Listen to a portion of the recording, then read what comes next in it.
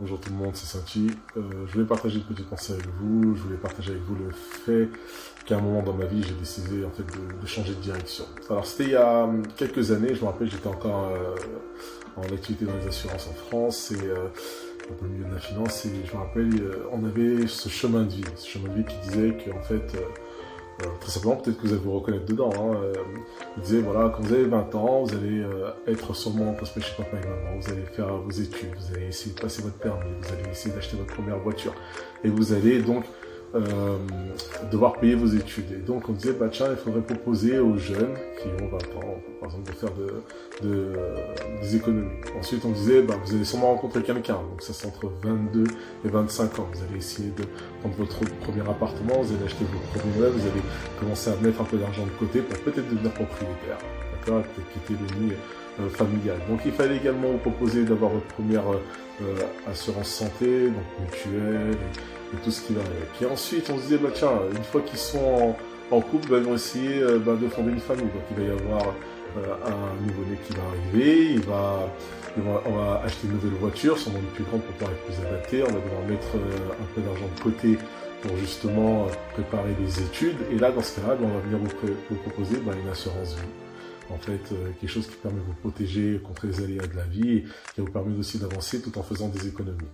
Et au fur et à mesure, on va dire, bah tiens, il va y avoir sûrement un deuxième enfant, on va avoir un troisième, donc on va vouloir créer encore plus d'épargne, on va vouloir plus se protéger. Et ensuite, on va se dire, bah tiens, on a une évolution de carrière, on va sûrement avoir une promotion, on va sûrement essayer de changer également de logement, donc passer d'un appartement à une maison, pour avoir un meilleur air, par exemple, pour avoir de meilleures écoles, pour avoir plus de sécurité. Donc c'était le cheminement de vie. Ensuite, on savait que les enfants grandissaient, qu'ils allaient devenir donc des adolescents, puis des étudiants, puis on allait sûrement devenir grands-parents, et donc on avait préparé également notre retraite, excusez-moi, et bien sûr faire en sorte que la vie soit la plus douce possible.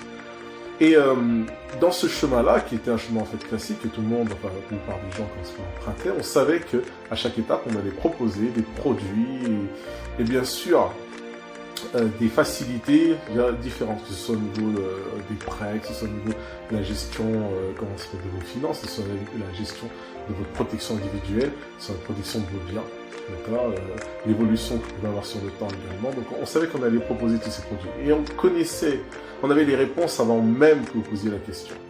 Et c'était marrant parce que vous avez beau être jeune, plus jeune, un peu plus expérimenté, de toute façon, on avait le produit qui était adapté avec le bon taux d'intérêt, et tout ça et tout ça.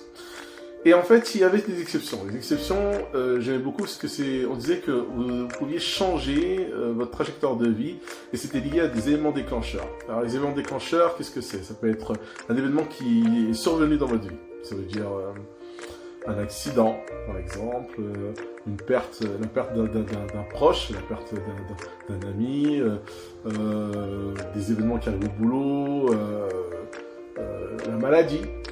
Tout simplement. Donc tous ces éléments en fait déclencheurs faisaient que vous étiez amené en fait à réfléchir, à penser par vous-même et donc à changer votre trajectoire de vie. Et là on avait certaines personnes qui arrivaient par exemple à la retraite qui disaient oh stop, moi je veux les enfants qu'une fois par an, ça me coûte cher, je vends ma maison, je vais aller habiter en Thaïlande par exemple, parce que dans le cadre de la vie on veut quelque chose de différent. Ou on avait ces personnes qui disaient oh là là, vous savez moi j'ai perdu un proche, dû à tout et n'importe quoi, d'accord.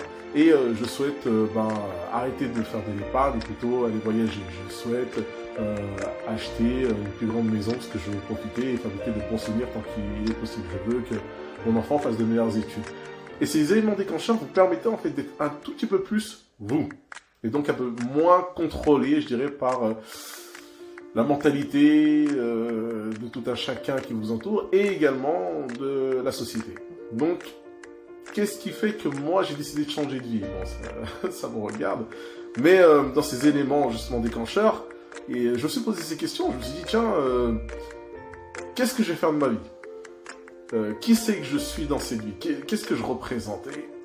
Et il y a une question qui a prédominé en fait les autres, c'est que je me suis dit tiens, pourquoi les gens sont qui ils sont? Pourquoi on travaille? Pourquoi on a des envies? Pourquoi on a des objectifs.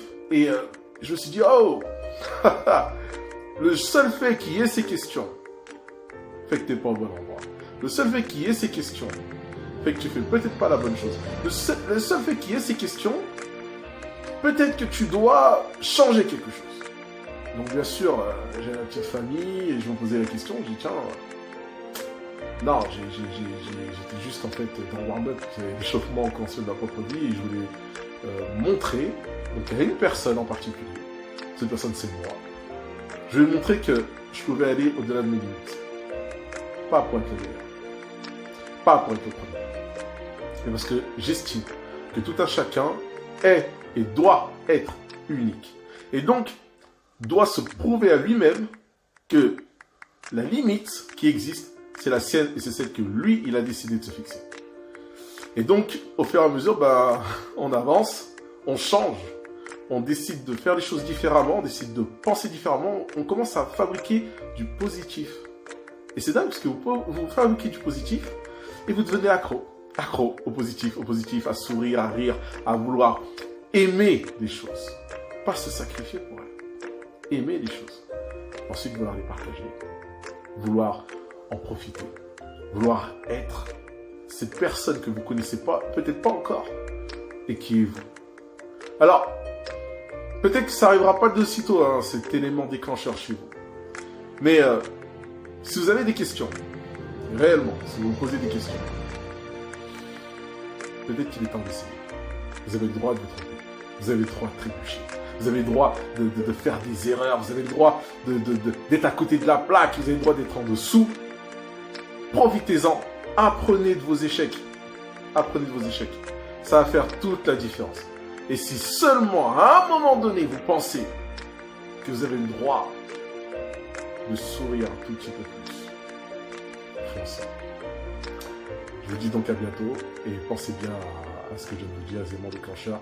C'est ce qui fait que vous êtes vous. À bientôt.